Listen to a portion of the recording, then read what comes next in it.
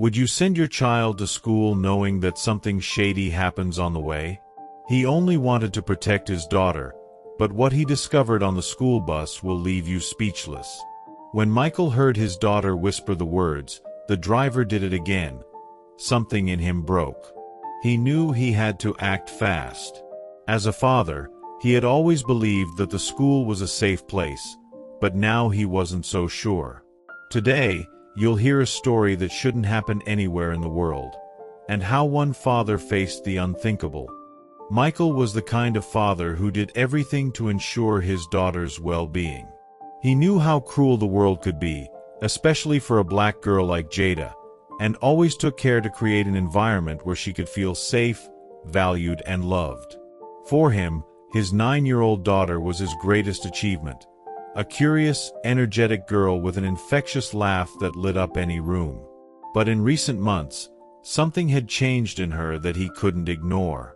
Jada, who used to be outgoing and talkative, now seemed to be withdrawing. When she came home from school, she went straight to her room, barely touched her food and avoided long conversations. The sparkle in her eyes was fading, and all that remained was a heavy silence that Michael didn't know how to decipher. He tried to ask her casually if anything was wrong at school, but she always replied with a short, "Nothing, Dad, everything's fine." Although he wanted to believe her, there was something that bothered him deeply. The turning point came one night while Michael was organizing Jada's backpack before bed. Among the notebooks and books, he found a small folded piece of paper. It was a note, written in a hurry, in shaky, childish letters. He did it again. "Don't tell anyone." Michael's heart raced. He read and reread those words, trying to understand. Who was he? What exactly had been done again? And why was Jada begging no one to know? Fear gripped him, but it also brought a fierce determination. He had to find out what was going on. The next morning, while driving to work, Michael couldn't get the note out of his head. He tried to rationalize it.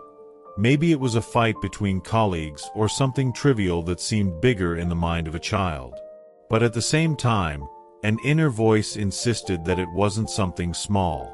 He decided to investigate carefully, starting by observing changes in Jada's behavior more closely. That evening, over dinner, he asked a simple question, but it was loaded with intentions. "Jada, do you like the bus driver?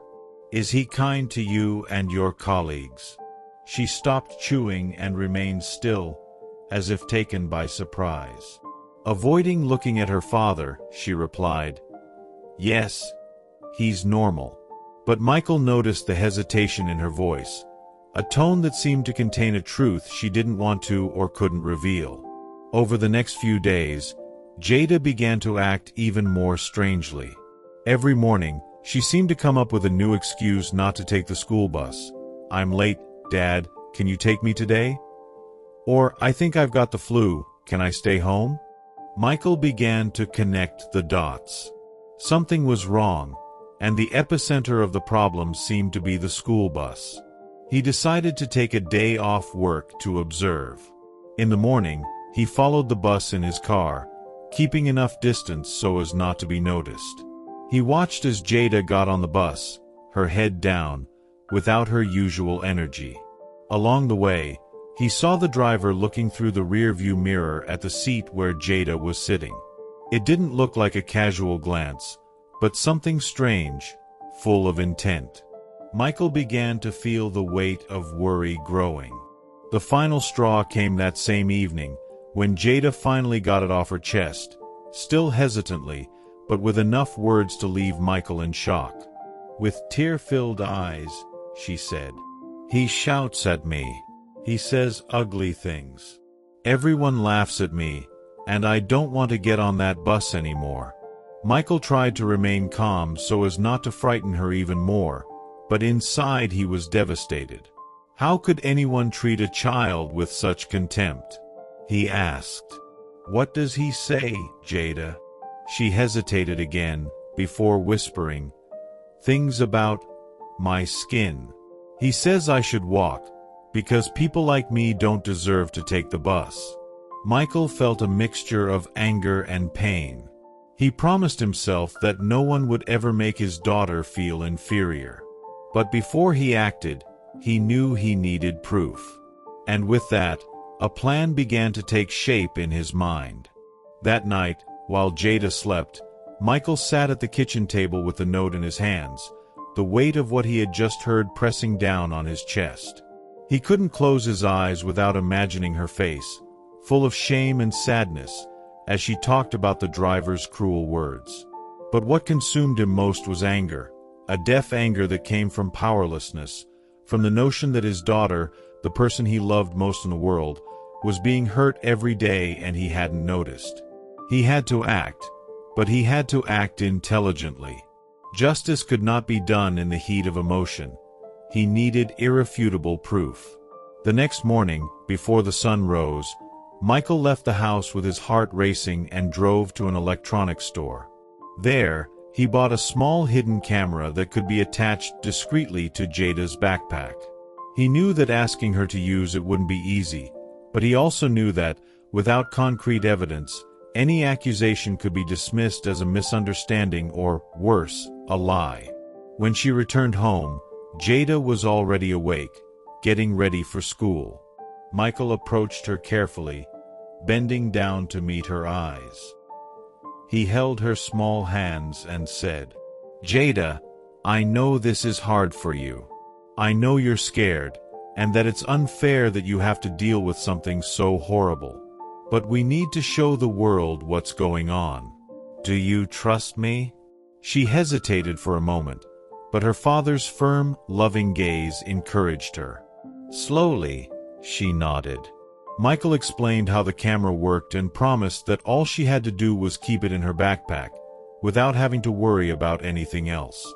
Before leaving, he hugged her for a long time, whispering that she was strong, brave, and that he was with her every step of the way. On the first day with the camera, Michael followed the bus again, keeping a safe distance, his heart heavy with the uncertainty of what would be captured. He waited anxiously for Jada to come home, and as soon as she did, he collected the backpack with the camera. He went straight to the computer, his hands trembling as he plugged in the device and began to watch what had been recorded. The first images were of children getting on the bus, laughing, chatting, taking their seats. Jada was sitting in the third row, as he had noticed earlier. She was looking down, holding the strap of her backpack tightly. Then the driver appeared in the shot. His voice echoed in the bus microphone, loud and harsh. "Look who's here. The ghetto princess. Have you ever thought about taking your own bus? I think it would be more comfortable for someone like you." The silence on the bus was broken by the laughter of a few children, but Jada remained motionless, her head still down. Michael's blood boiled as he continued to watch. The driver seemed to revel in his own cruelty, making increasingly explicit comments along the way. "You must love sitting alone, don't you? I bet no one wants to sit next to you." Michael stopped the recording, unable to continue for a moment. His anger was now almost unbearable, but he knew he couldn't let it get to him. He had to continue, and so he did. Over the next few days, he gathered more recordings, each one worse than the last. The driver not only humiliated Jada, but encouraged the other children to laugh at her, creating an atmosphere of complete isolation. After 3 days, Michael had enough. He spent the night reviewing the videos, organizing everything in chronological order. He knew that presenting it to the school would only be the first step. Too often, cases like this were treated with negligence or even attempts to cover up the problem. He needed a more robust plan, something that would guarantee that Jada's voice would be heard. He began sending copies of the videos to civil rights organizations, local activists, and even a journalist from a regional broadcaster who he knew was involved in cases of racial discrimination. With each email sent, Michael felt the weight on his shoulders lighten. He was no longer alone in this fight. But the climax of his action would come when he decided to confront the school administration in person. The next morning, he took Jada with him, with a USB stick containing the videos in his pocket. He entered the principal's office with the attitude of a man who would not accept excuses or half measures. It was time to face the situation head-on and ensure that Jada would never be treated like that again. The morning Michael walked into school with Jada by his side, the air seemed heavy with tension.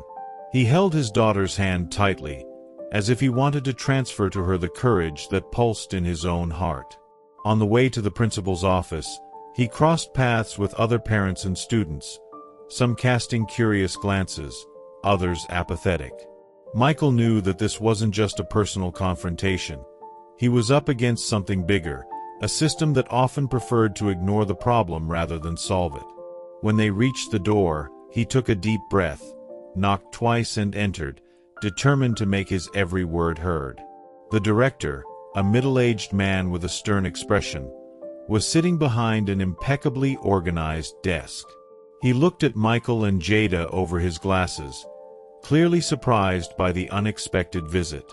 "Mr. Carter, to what do I owe the pleasure?" asked the director, his voice sharp but polite. Michael wasted no time. He placed the pen drive on the director's desk with a firm movement, leaning forward slightly. "Watch this," he said bluntly. "Now." The director hesitated for a moment, but something in Michael's eyes made him comply. He plugged the USB stick into his computer and played the first video. As the recording continued, the atmosphere in the room changed. The director's expression went from disinterest to a mixture of shock and discomfort. When the driver's voice echoed in the room, uttering racist and humiliating insults, the director looked at Jada, who was sitting next to Michael, her eyes fixed on the floor. "This is unacceptable," muttered the director, trying to keep his composure. "I assure you that we will take immediate action." But Michael wasn't satisfied. He knew that vague promises often led nowhere. He crossed his arms and answered firmly, "I didn't come here for promises. I want action. I want an immediate suspension of this driver and a formal investigation. I want the school to do something to ensure that no child has to go through what my daughter went through." The principal looked bewildered for a moment, as if he didn't know how to deal with Michael's determination. But before he could reply, the door to the room opened and a middle-aged woman entered, identifying herself as the school's disciplinary coordinator. She looked alarmed, probably having been informed by a member of staff about Michael's arrival. Michael wasted no time. He repeated his demands, now with a larger audience. When he mentioned that the videos had already been sent to civil rights organizations and even the press, the coordinator immediately adopted a more conciliatory tone. "Mr. Carter, we understand the gravity of the situation. We can guarantee that the driver will be removed while we investigate," she said, but Michael interrupted. "I don't want a temporary ban. I want him never to set foot on a school bus again. This is more than a disciplinary issue. It's a question of safety and dignity for all children." Michael's words were like a blow, leaving the two administrators unresponsive for a few seconds. Jada looked at her father, her eyes shining with a mixture of relief and admiration. For the first time, she felt that she wasn't alone in this fight, that someone was fighting for her with all the strength they had. As the meeting continued, Michael realized that he was dealing with a system that was hesitant to admit its mistakes. However, he wouldn't back down. He brought up not only the videos, but also the psychological impact all this had had on Jada. He talked about the nights she cried herself to sleep, the fear she felt every day, and how the school, a place that was supposed to protect her, had completely failed her. At the end of the meeting, Michael left with something close to a victory. The driver would be suspended immediately, the school would hold awareness sessions for the students, and a meeting with other parents would be organized to address issues of racism and bullying. Still, he knew the fight wouldn't end there. He needed to make sure that the promises were kept, that Jada felt again that the school bus was a safe place for her. As they walked back to the car, Jada finally spoke, her voice small but firm. "Thank you, Daddy." Michael looked at her, feeling a wave of emotion wash over him. He knelt down on the sidewalk to her height and said, "I'll never let anyone hurt you again, Jada. Never again." He knew it would be a long road, but at that moment, something changed. Jada was no longer just a silent victim. She was the reason he would fight with every drop of energy he had. And more than that, she was a living reminder that, even in the face of injustice, courage will always find a way to prevail. In the days that followed, Michael realized that his victory in the principal's office was only the beginning. The driver's suspension was widely publicized, and the recordings shared with civil rights organizations gained traction on social media. Parents, students, and even teachers began to unite in solidarity with Jada's cause.